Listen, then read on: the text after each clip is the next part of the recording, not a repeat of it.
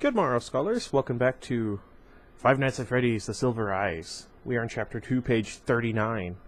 Now this chapter, I believe, is 43 pages long, so we're up for another long video. I apologize for that. I did drink some water. Hopefully that will help. Charlie pulled to a stop, feeling the soft give of dirt under her tires, and turned off the car. She got out and surveyed their surroundings. The sky was a rich dark blue, the last trails of the sunset streaking off to the west. The parking lot was unpaved, and before them lay a sprawling monster of a building, a rising acre of glass and concrete. There were lamps in the parking lot that had never been used, and no lights shone out into the lot. The building itself looked like an abandoned sanctuary, entombed in black trees amidst the distant roar of civilization. She looked at Jessica in the passenger seat, who was craning her neck out the window. "Is this the right place?" Jessica asked. Charlie shook her head slowly, not quite certain what she was seeing. "I don't know," she whispered. Charlie got out of her car and stood in silence as John and Carlton pulled up beside her. "What is this?" John stepped out of the car cautiously and stared blankly at the monument. "Does anyone have a flashlight?" He looked at each of them. Carlton held up his keychain and waved around the feeble glow of a penlight for a minute. "Great," John muttered, walking away with resignation. "Hold on a sec," Charlie said, and went around to her trunk. "My aunt makes me carry around a bunch of stuff for emergencies." Aunt Jen, loving but severe, had taught Charlie self-reliance above almost anything else. Before she let Charlie have her old blue Honda, she insisted that Charlie know how to change a tire, check the oil, and knew the basic parts of the engine. In the trunk, in a black box tucked in next to the jack, spare tire, and small crowbar, she had a blanket, a heavy police-issue flashlight, bottled water, granola bars, matches, and emergency flares. Charlie grabbed the flashlight. Carlton grabbed a granola bar. "Okay, that's me. I'm Carlton." Do you guys think of Carlton from The Fresh Prince of Bel-Air? Because I do. Almost by silent agreement, they began to walk the building's perimeter. Also, I like that the female character knows so much about cars. I don't know anything about cars. I felt the need to toss that out there. Anyway, they began to walk the building's perimeter, Charlie holding up the light and a steady beam in front of them. The building itself looked almost finished, but the ground was all dirt and rock and uneven and soft. Charlie shone the light on the ground where the grass had grown patchy in the dirt, inches long. "No one's been digging for a while," Charlie said. The place was massive, and it took a long time to circumnavigate. It wasn't long before the rich blue of the evening was overtaken by a blanket of scattered silver clouds and stars. The surfaces of the building were all the same smooth, beige concrete, with windows too high up on the walls to see inside. "Did they really build this whole thing and then just leave?" Jessica said. "Carlton," said John, "you really don't know anything about what happened." Or maybe it should be read as, "You really don't know anything about what happened?" Let me know what you think. Carlton shrugged expansively. "I told you, I knew there was construction, but I don't know anything else. Why would they do this?"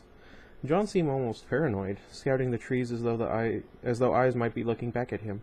"It just goes on and on," he squinted, gazing along the outside along the outside wall of the building. There we go. Which seemed to stretch endlessly into the distance. He glanced back to the trees as if making sure they hadn't missed the building somehow. "No, it was here." He placed his hand on the drab concrete facing. "It's gone." After a moment, he gestured to the others and began to walk back the way they came. Reluctantly, Charlie turned her back, following the group. They kept going until they could see their cars again up ahead in the darkness. "Sorry, guys, I hope there would be at least something familiar," Carlton said exhaustedly, looking back to make sure they hadn't missed anything. "Yeah," Charlie said. She had known it would be. But seeing that Freddy's had been razed to the ground was still a shock. It was so paramount sometimes in her mind that she wanted to get rid of it, wanted to scrub the memories, good and bad, from her head as if they had never been.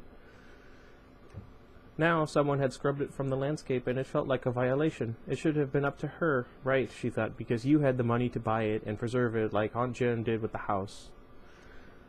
"Charlie," John was saying her name, and it sounded like he was repeating it. "Sorry, what were you saying?" she said. "Do you want to go inside?" Jessica asked. Charlie was surprised that they were only now considering this, but then again, none of them was usually prone to criminal activity. The thought was a release, and she took a deep breath, speaking on exhale. "Why not?" she said, almost laughing. She hefted the flashlight. Her arms were getting tired. "Anyone else want to turn?" She waved it back and forth like a pendulum. Carlton grabbed it and took a moment to appreciate its weight. "Why is this so heavy?" he said, passing it off to John. "Here you go." "It's a police flashlight," Charlie said absently. "You can hit people with it." "Oh." My hair is out of place again. Jessica wrinkled her nose. "Your aunt really wasn't kidding around, huh? Ever used it?" "Not yet." Charlie winked and made a half-threatening glance at John, who returned a half-uncertain smile, unsure how to react. "Yeah, I would be like that too." The white entrances were sealed with hammered metal doors, no doubt intended to be temporary until construction was finished. Still, it wasn't difficult to find a way in, since many large mounds of gravel and sand scaled the walls leading right up to the edges of the large gaping windows. Not trying hard to keep people out," John said. "What's anyone going to steal?" Charlie said, staring at the blank, towering walls. They climbed the hill slowly, the gravel shifting and sliding beneath their feet as they went. Carlton reached to the windows first and peered through. Jessica looked over his shoulder. "Can we drop down?" John asked. "Yes," said Carlton. "No," Jessica said at precisely the same time. "I'll go," Charlie said. She felt reckless. Without looking through to see how far the fall was, she put her feet through the opening and let herself drop. She landed, knees bent. The impact rocked her, but it did not hurt. She looked up at her friend, staring down. "Oh, hang on," Charlie said, pulling a short stepladder from a wall nearby and setting it under the window. "Okay," she said. "Come on." They dropped down one by one and looked around them. Inside was an atrium, or maybe it would have become a food court with some metal benches and plastic tables scattered around, some bolted to the floor. The ceiling rose high above them with a glass roof where they could see the stars peering down at them. Very post-apocalyptic. Oh, can you imagine? You're in a post-apocalyptic world, and you have to take refuge in Freddy's. That reminds me of a story I wanted to write where it was going to be taking place in a zombie apocalypse situation, and the characters come across a house and they go in to hide, and it turns out it's haunted, and then they have to deal with ghosts and get out back into the zombies. Let me know if you'd like to see me try and write that sometime. Maybe I could read it for the channel. Maybe I could turn this into where I just write stories and then I read it. Charlie joked, her voice echoing in open space. Jessica sang a brief, wordless scale, suddenly startling them all into silence. Her voice rang out pure and clear, something beautiful in the emptiness. Heartburn. "Very nice, but let's not call too much attention to ourselves," John said. "Right," Jessica said, still very happy with herself. As they walked on, Carlton swept up and took her arm. "Your voice is amazing," he said. "It's just good acoustics," Jessica said, attempting humility, but not meaning a word of it.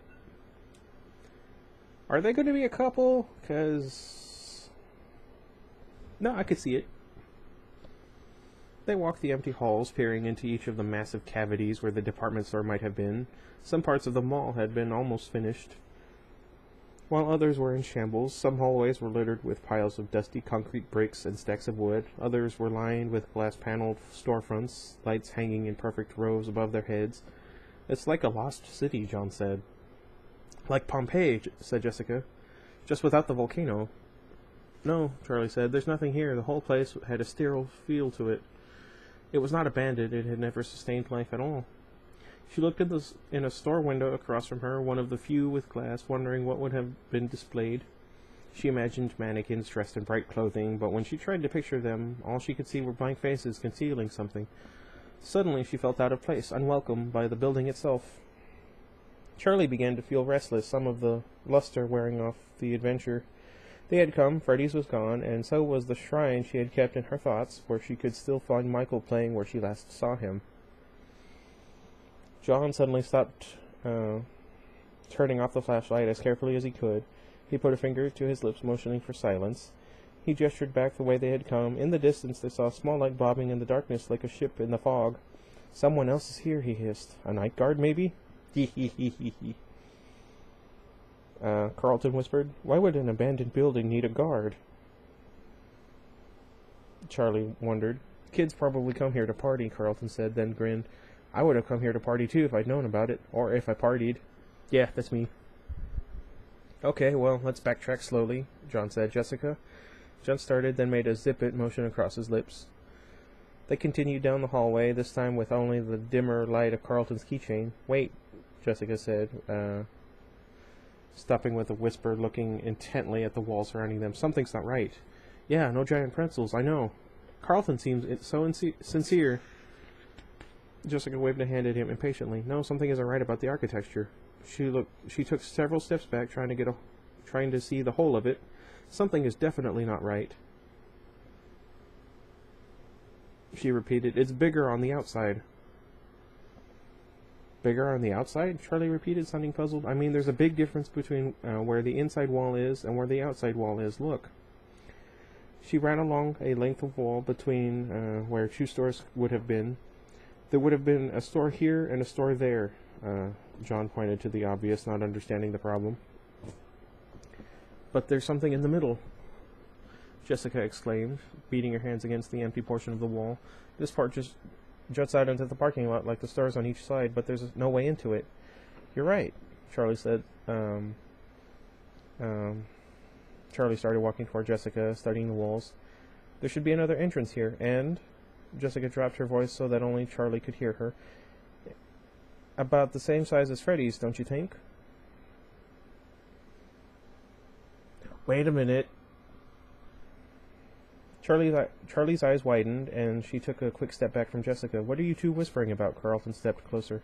"We're talking about you," Jessica said sharply, and they walked into one of the vacant department stores that seemed to sandwich the sealed place. "Come on, let's take a look." They started combing the wall as a group, clustered around the tiny light. Charlie was not sure what to hope for. Aunt Jen had warned her about coming back. She didn't encourage Charlie to skip the memorial, not directly, but she wasn't pleased that she was returning to Hurricane. "Just be careful," she had said. "Some things, some memories, are best left undisturbed." "Is that why you kept Dad's house?" Charlie thought. "Is that why you kept paying for it, left it untouched, like some kind of shrine, but never visiting?" "Hey," John said, gesturing wildly, running up inside to catch the rest of them. "Hide!" The light was out in the hall again, bobbing up and down, and it was coming closer. Charlie glanced around. They were already too deep inside the massive store to get out in time, and there seemed to be nowhere to hide. "Here, here," Jessica whispered. There was a break in the wall beside a rig of scaffolding, and they hurried into it, squeezing past stacks of open boxes and sheets of plastic hanging from the ceiling. They made their way down what appeared to be a makeshift hallway just on the other side of the department store wall. It was really more like an alley. It was incongruous with the rest of the mall, not shiny and new, but dank and musty. One wall was made of the same concrete as the outside of the building, though it was rough and unfinished, and the other was exposed brick, some parts faded smooth with age, others with the mortar crumbling, leaving chinks and holes. Heavy wooden shelves of cleaning equipment stood against the wall, listing to the side, their boards sinking under the weight of old paint cans and mysterious buckets. Something was dripping from the uncovered pipes overhead, leaving puddles that they all stepped carefully around. A mouse scuttled by, almost running over Carlton's foot. Carlton made a strangled sound, hand over his mouth. "Yeah, I would do that too." They crouched down behind one of the wooden shelving units, pressing up against the wall. Charlie doused the light and waited. She took shallow breaths, perfectly still, watching and wishing she had picked a better position to freeze into. After a few minutes, her legs started to feel numb under her, and Carlton was so close that she could smell the light, pleasant scent of his shampoo. "That's nice," she whispered. "Thanks," Carlton said, knowing immediately what she was referring to. "It comes in ocean breeze and tropical paradise. I prefer ocean breeze, but it dries the scalp." "Hush!" John hissed. Charlie wasn't sure why she was so worried. It was just a night guard, and at worst they would be asked to leave, maybe yelled at a little. She had an overblown aversion to getting in trouble. The bobbing light came closer. Charlie was acutely aware of her body, holding every muscle motionless. Suddenly she could make out a thin figure leaning in from the great room outside. He shone his light in a long beam down the hallway, sweeping it up and down the walls. "He's got us," Charlie thought. But inexplicably he turned and went, apparently satisfied. They waited another few minutes, but there was nothing. He was gone. They all moved slowly out of their crouched positions, stretching limbs that had gone to sleep. Carlton shook one foot vigorously until he could stand on it. "I do that too. Do you guys?" Charlie looked down at Jessica, who was still hunched over, as if frozen in time. "Jessica, are you okay?" she whispered. Jessica looked up, smiling. "You won't believe this." "I don't want to." She was pointing at the wall, and Charlie leaned over to see. There, etched in the worn brick, were clumsy letters, almost illegible in a child's handiwork. "Carlton smells like feet." "You have to be kidding me," John whispered in awe, turning to face the wall and placing both hands against it. "I recognize these bricks," he laughed. "These are the same bricks." His smile faded. "They didn't tear it down, they built around it." "It's still here." Jessica unsuccessfully tried to keep her voice down.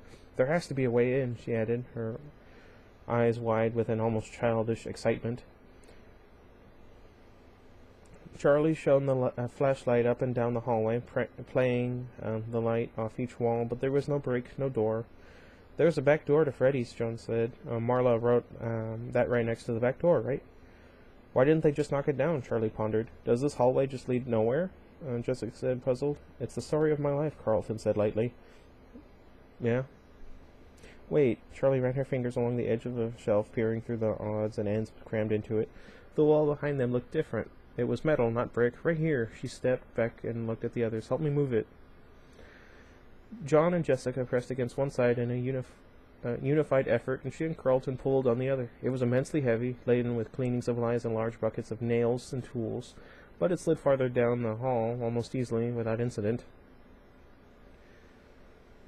Jessica stepped back, breathing hard. "John, give me the big light again. There we go."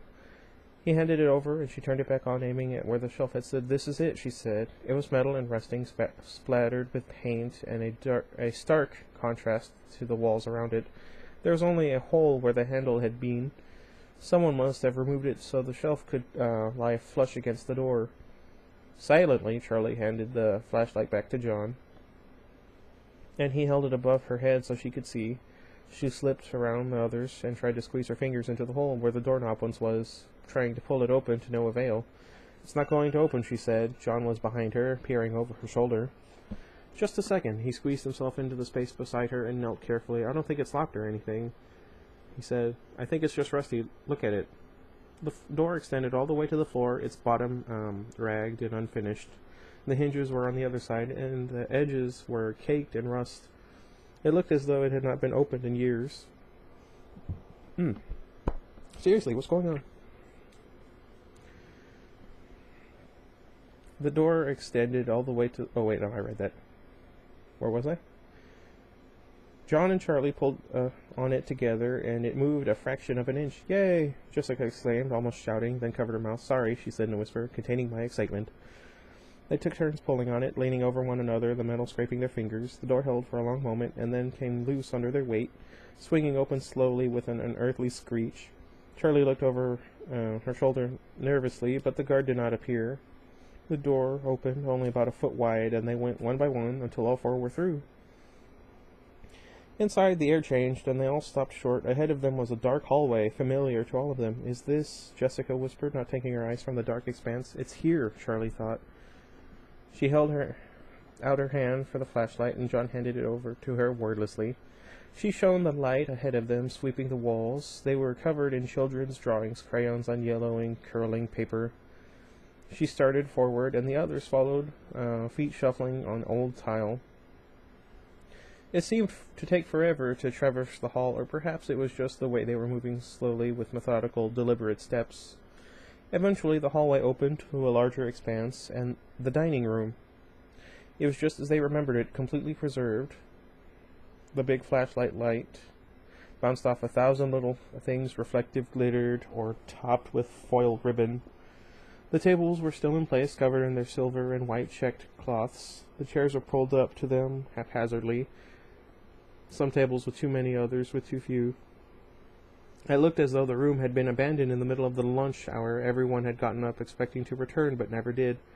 They walked in cautiously, breathing cold, stale air that had been trapped inside for a decade. The whole restaurant gave off a sense of abandonment. No one was coming back. There was a small merry-go-round barely visible in the distant corner, with 4 child-sized ponies still at rest from their last song. In an instant, Charlie froze in place, as did the others.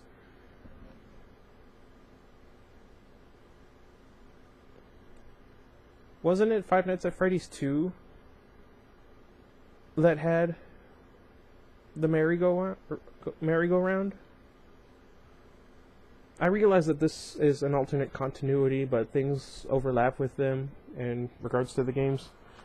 No, Iggy.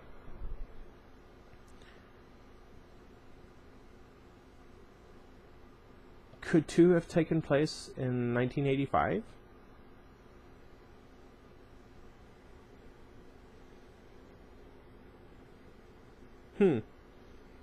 There they were.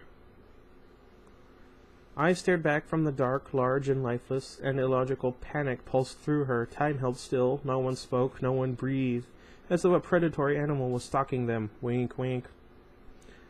But as the moments passed, the fear waned until she was back again, as a child with old friends, separated from one another for far too long. Charlie walked toward the eyes in a straight line. Behind her were the others were motionless. Hers were the only footsteps. As Charlie walked, she touched the cold back of an old party chair without looking at it, guiding it out of her path. She took one final step, and the eyes in the dark became clear. It was them. Charlie smiled. "Hi," she whispered, too soft for the others to hear. Before her stood 3 animatronic animals, a bear, a rabbit, and a chicken, all standing as tall as adults, maybe taller. Their bodies were segmented like artists' models, each limb made of distinct squarish pieces separate at the joints. They belonged to the restaurant, or maybe the restaurant belonged to them. And there had been a time when everyone knew them by name. There was Bonnie the rabbit.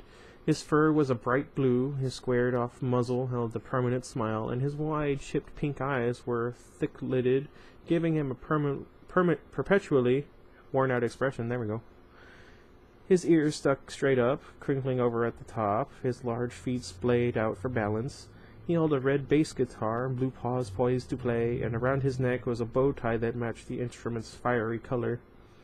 Chica the chicken was more bulky and had an apprehensive look. Thick black eyebrows arched over her purple eyes, and her beak slightly open, revealing teeth, and she held out a cupcake on a platter. The cupcake itself was somewhat disturbing, with its eyes set into its pink frosting and teeth hanging over the cake, a single candle sticking out on top. "I always expected the cupcake to jump off the plate." Carlton gave a half laugh and cautiously stepped up to Charlie's side. "They seem taller than I remember," he added in a whisper. "That's because you never got this close as a kid." Charlie smiled at ease and stepped closer. "You were busy hiding under the tables," Jessica said from behind them some distance away. Wait a minute. Who else do we know that was always hiding under the tables? Chica wore a bib around her neck with the words, "Let's eat," set out in purple and yellow against the confetti-covered background. A tuft of feathers stuck up in the middle of her head. Standing between Bonnie and Chica was Freddy Fazbear himself, namesake of the restaurant. He was the most genial-looking of the 3, seeming at ease where he was, a robust, if lean, brown bear. He smiled down at the audience, holding a microphone in one paw, sporting a black bow tie and top hat.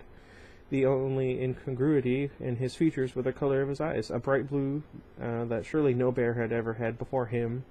His mouth hung open, his eyes were partially closed, as though he had been frozen in song. Carlton drew closer to the stage until his knees pressed against the rim of it. "Hey, Freddy," he whispered, "long time no see." He reached out and grabbed the microphone, wiggling it to see if he could get it loose. "Don't," Charlie blurted, looking up at Freddy's fixed gaze as though making sure he hadn't noticed. Carlton pulled his hand back like he had touched something hot. "Sorry." "Come on," John said, cracking a smile. "Don't you want to see the rest of this place?" They spread out across the room, peering into the corners and carefully trying doors, acting as though everything might be breakable to the touch. "Well, if you're strong enough for it. Hee hee hee hee hee. Whoop. Stupid. Me. I don't know. Where was I?" John went over to the small carousel, and Carlton disappeared into the dark arcade off the main room. "I remember it being a lot brighter and noisier in here," Carlton smiled as though at home again, running his hands over the aging knobs and flat plastic buttons. "I wonder if my high scores are still in there," he muttered to himself. To the left of the stage was a small hallway. Half hoping no one would notice where she had gone, Charlie started down it silently as the others occupied themselves with their own curiosities. At the end of the short, plain corridor was her father's office. It had been Charlie's favorite place in the restaurant. She liked to play with her friends in the main area, but she loved the singular privilege of coming back here when her father was doing paperwork. She paused outside the closed door, her hand poised over the knob, remembering. Most of the room was filled with his desk, his filing cabinets, and small boxes of uninteresting parts. In one corner, a small filing cabinet, painted a salmon color that Charlie had always insisted was pink. That had been Charlie's. The bottom drawer held toys and crayons, and the top had what she liked to call my paperwork. It was mostly coloring books and drawings, but occasionally she would go over to her father's desk and try to copy down whatever he was writing in a childish crayoned hand. Charlie tried the door, but it was locked. Better this way, she thought. The office was personal, and she did not really want it opened tonight. She headed back into the main dining room and found John looking pensively at the merry-go-round. He eyed her with curiosity, but did not ask where she had gone. I used to love this thing, Charlie smiled, approaching warmly. Yet now the painted figures seemed odd and lifeless to her. John made a face as though he knew what she was thinking. Not the same, he said. He rubbed his hand over the top of a polished pony as though to scratch it behind the ear. Just not the same, he repeated, removing his hand and gazing elsewhere. Charlie glanced out over to see where the others were. In the arcade, she could see Jessica and Carlton wandering among the games. The consoles stood still and unlit like massive tombstones. The living tombstone? Their screens blank. I never liked playing the games, Jessica said, smiling. They moved too fast, and just when I thought I'd start to figure out what to do, I'd die and it would be someone else's turn. She wiggled a joystick that squeaked from neglect. They were rigged that way, Carlton said with a wink. When was the last time you played one of these? Jessica asked, peering closely into one of the screens to see what image was burned into it from too many years of use. Carlton was busy rocking a pinball machine back and forth, trying to get a ball to come loose.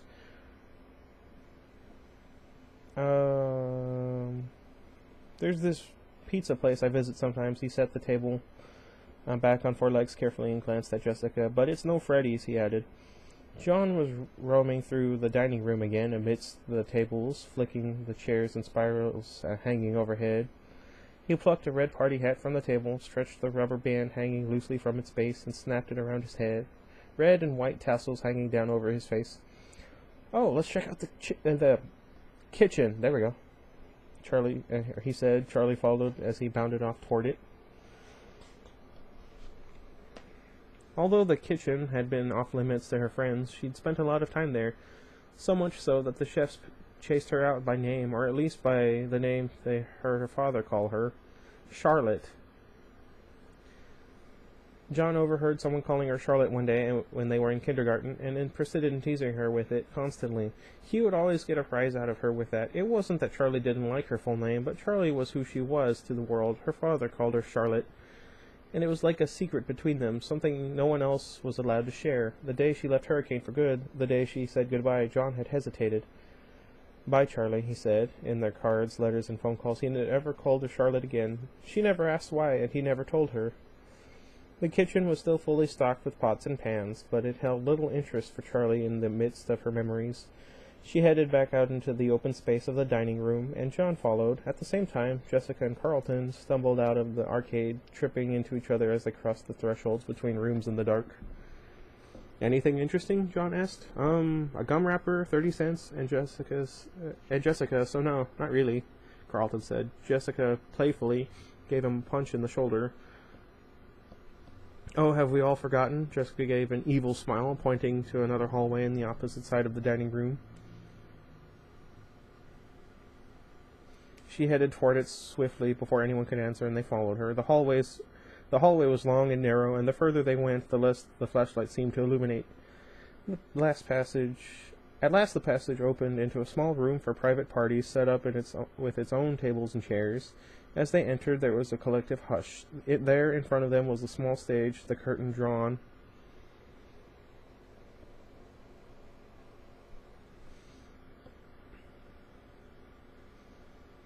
A sign was strung across the front. Out of order, it read in neat, handwritten letters. They stood still for a minute, then Jessica went up to it and poked the sign. Pirates Cove, she said, 10 years later, and it's still out of order. Don't touch it, Charlie thought.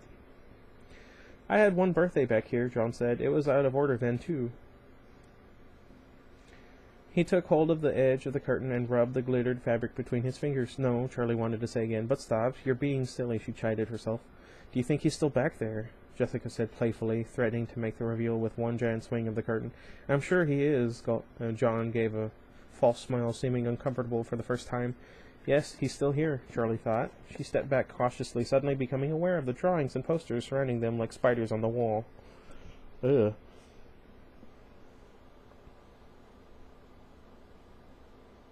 Charlie's flashlight carefully inched from picture to picture, all depicting different variations of the same character.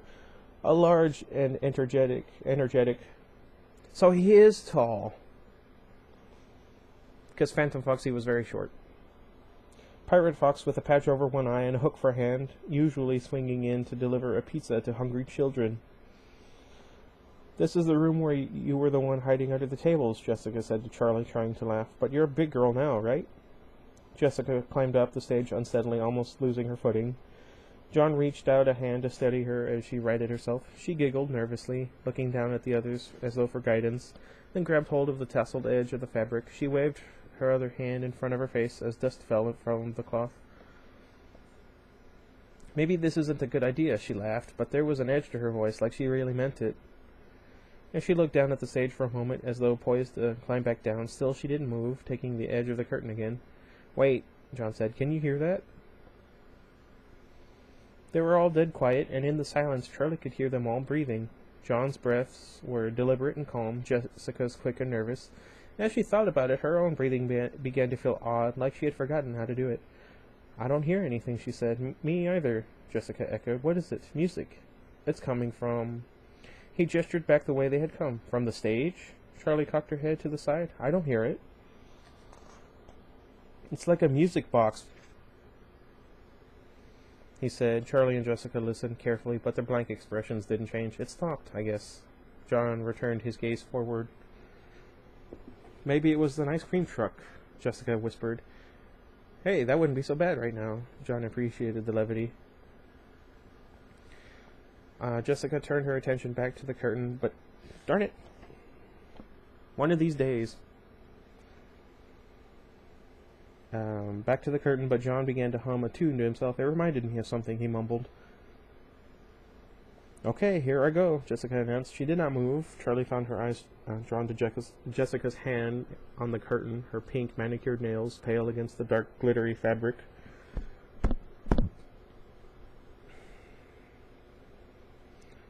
It was almost like the hushed moment in a theater crowd when the lights go dark but the curtain has not yet risen. They were all anticipating, but they were not watching a play, no longer playing a game. All the mirth had gone out of Jessica's face. Her cheekbones stood out stark in the shadows, and her eyes looked grim, as though the simple thing she was about to do might be of terrible consequence. As Jessica hesitated, she realized her hand hurt. She was making a fist so tight her nails dug into her flesh, but she could not force her grip to loosen. A crash sounded from back the way they came, a cascading clanging noise ringing out and filling the whole space. John and Charlie froze, meeting each other's eyes in sudden panic. Jessica dropped the curtain and leapt off the stage, bumping into Charlie and knocking the light out of her hands. "Where's the way out?" she exclaimed, and John came over to help. They hurriedly searched the walls, and Charlie chased the light beam, spiraling across the floor. Just as they were all back to their feet, Carlton came trotting in. I knocked over a bunch of pots in the kitchen," he exclaimed in apology amid the panic. "I thought you were with us," Charlie said. "I wanted to see if there was any food left," Carlton said, not making it clear if he found any or not. "Yeah, it's me." "Seriously?" John laughed. "The guard might have heard," Jessica said anxiously. "We have to get out of here." They started for the door, and Jessica started running. The rest took off after her, picking up speed as they reached the hallway until they were racing as though something were behind them. "Run! Run!" John called out, and they all burst into giggles, the panic feigned, but the urgency real. They squeezed back through the door one by one and pushed it shut with the same painful squeal, Carlton and John leaning on it until it sealed. They all took hold of the shelf, hefting it back into place and replacing the tool so that it appeared undisturbed. "Look good?" Jessica said, and John tugged her arm, guiding her way. They made their way quickly but carefully back the way they came, using only Carlton's penlight, back through the empty hallways and the open atrium to the parking lot. The guard's light did not appear again. "A little anticlimactic," Carlton said with disappointment, checking back one more time in hopes they were being chased. Are you kidding? Charlie said as she went to her car, already pulling the keys free from her pocket. She felt as though something locked deep inside her had been disturbed, and she was not sure if it was a good thing or not. That was fun, John exclaimed, and Jessica laughed. That was terrifying, she cried. It can be both, Carlton said, grinning widely. Charlie began to laugh, and John joined in. What? Jessica said. Charlie shook her head, still laughing a little. It's just, we're all exactly the same as we were. I mean, we're totally different and older and everything, but we're the same. You and Carlton sound exactly like you did when we were 6. Right, Jessica said, rolling her eyes again, but John nodded. I know what you mean, he said, and so does Jessica. She just doesn't like to admit it. He glanced back at the mall. Is everybody sure the guard didn't see us? We can outrun him now, Carlton said reasonably, his hand resting on the car. I guess, John said, but he did not sound convinced. Almost done, don't worry. You haven't changed either, you know, Jessica said with a certain satisfaction. Stop looking for problems where there aren't any. Still, John said, glancing back again, we should get out of here. I don't want to push for luck. See you all tomorrow, then? Jessica said as they parted ways. Carlton gave a little wave over his shoulder.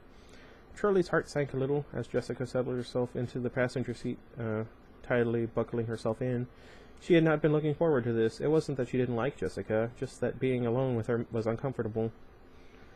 She still wasn't much more than a stranger, yet Charlie was still exhilarated from the night's adventure, and the lingering adrenaline gave her a new confidence. She smiled at Jessica. After tonight, they suddenly had something very much in common.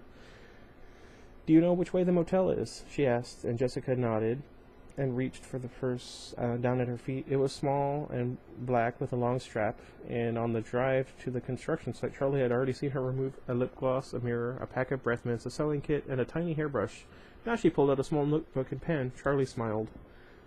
Sorry, how much stuff do you have in that thing? She asked, and Jessica looked at her with a grin. The secrets of the purse must not be disclosed, she said playfully, and they both laughed.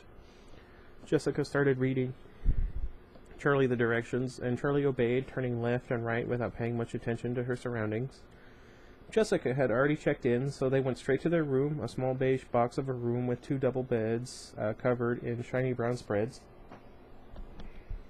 Charlie set her bags on the bed closest to the door, and Jessica went to the window. As you can see, I splurged on the room with the view, she said, and flung the curtains open dramatically to reveal the 2 dumpsters and a dried-out hedge. I want to have my wedding here.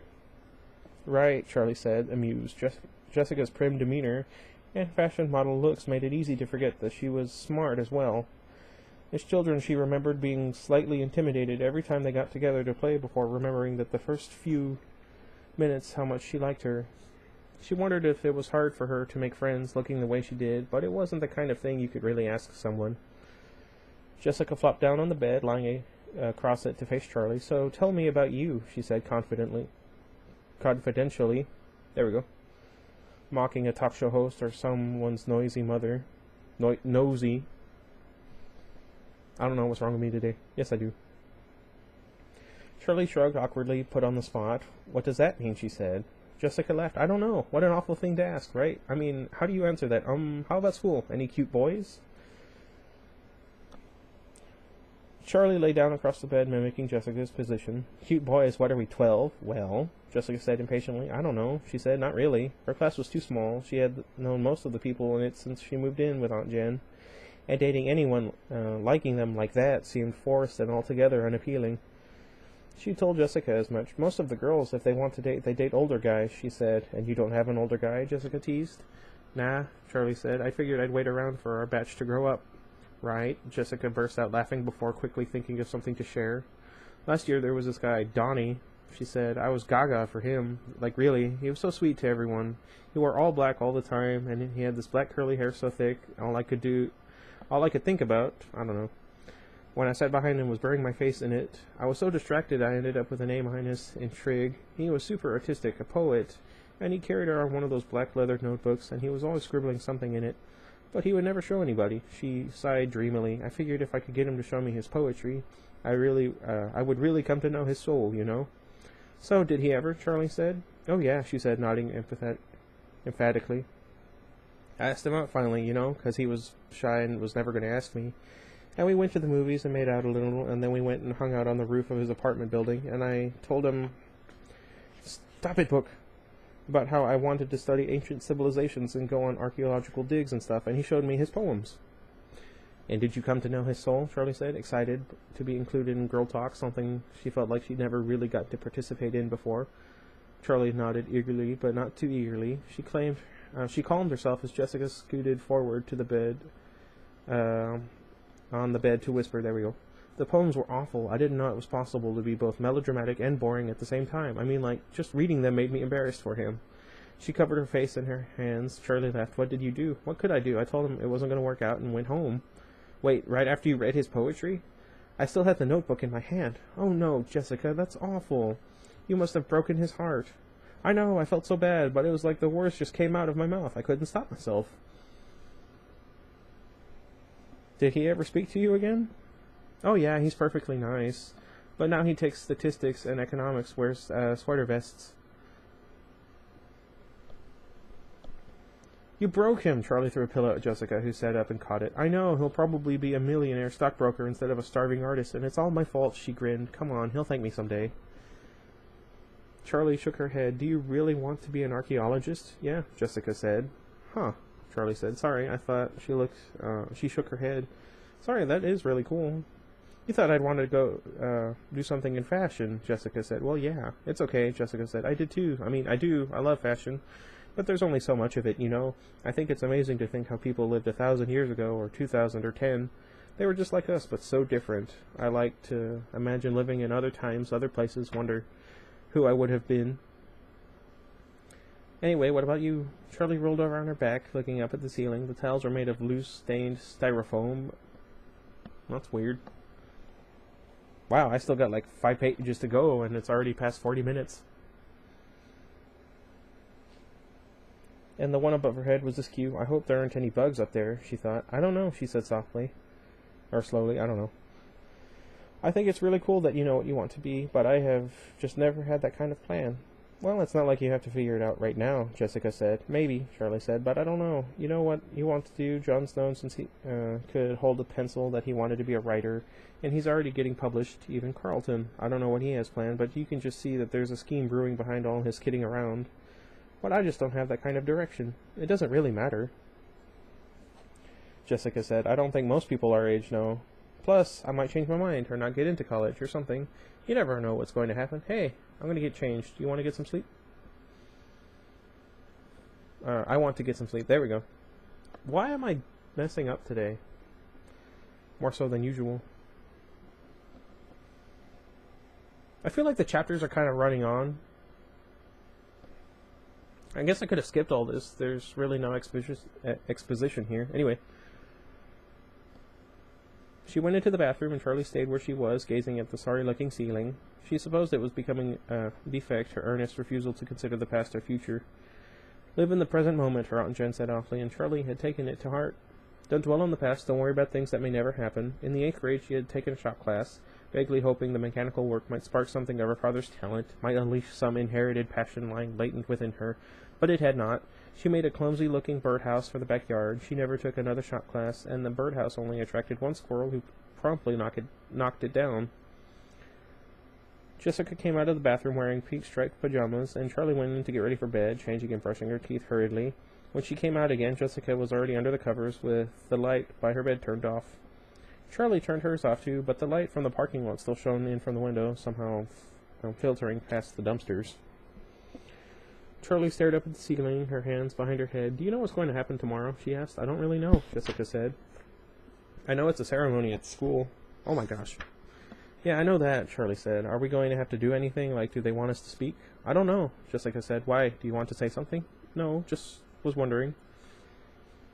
Do you ever think about him? Jessica asked. Sometimes. I try not to, Charlie said, half truthfully. She had sealed off the subject of Michael in her mind, locked him tight behind a mental wall she never touched. It wasn't an effort to avoid the subject. In fact, it was an effort to think of him now. What about you? She asked Jessica. Not really. It's weird, right? Something happens, and it's the worst thing you can ever imagine, and it's just burned into you at the time, like it's going to go on forever. And then the years go by, and it's just another thing that happened. Not like it's not important or terrible, but it's in the past just as much as everything else, you know? I guess, Charlie said, but she did know. I just try not to think about those things. Me too. You know, I just went to a funeral last week. I'm sorry, Charlie said, sitting up. Are you okay? Yeah, I'm fine. Jessica said, I barely even knew him. He was just an old relative who lived 3 states away. I think I met him once, but I hardly remember it. We mostly went for my mom's sake, but it was an old-fashioned funeral parlor like in the movies with an open coffin. We all walked by the coffin, and when it was my turn, I looked at him, and he could have been sleeping, you know, just calm and restful, and like people always say, dead people look. There was nothing that I could have pointed out that made me think him dead, if you ask me. Every feature of his face was the same as if he were alive. His skin was the same, his hair was the same as if he were alive, but he wasn't alive, and I just knew it. I would have known it immediately, even if he wasn't, you know, in a coffin. I know what you mean. There is something about them when they're... Charlie said softly. It sounds stupid when I say it, but when I looked at him, he looked so alive, and yet I just knew that he wasn't. It made my skin crawl. That's the worst thing, isn't it? Charlie said. Things that act alive but aren't. What? Jessica said. I mean things that look alive but aren't, Charlie said quickly. We should get some sleep, she said. Did you set the alarm? Yes, Jessica said. Good night. Night. Charlie knew sleep was still a long way off. She knew what Jessica meant probably better than Jessica did. The artificial shine in the eyes that followed you as you moved, just like a real person's would. The slight lurch of realistic animals who did not move the way a living thing should. The occasional programming glitch that made a robot appear to have done something new, creative. Her childhood had been filled with them, and she had grown up in the strange gap between life and not life. It had been her world. It had been her father's world. Charlie closed her eyes. What did that world do to him? Okay, finally done. And it was almost 50 minutes. Wow. I don't know why. I mean, like I said, look. It's not like it has as many words as the other books. I mean, I guess the pages round out to about 30 pages in this one, since both of them were about 40-something or so. Anyway, let me know if you guys caught anything. I mean, I have a hard time controlling my reactions, so I'm sure you guys noticed every single time something was referenced, mostly because of my reactions to them. But anyway, let me know what you think of the book so far. Should I continue the series? Should I not? Should I try and wake up at 8 so I can get this done at a reasonable time?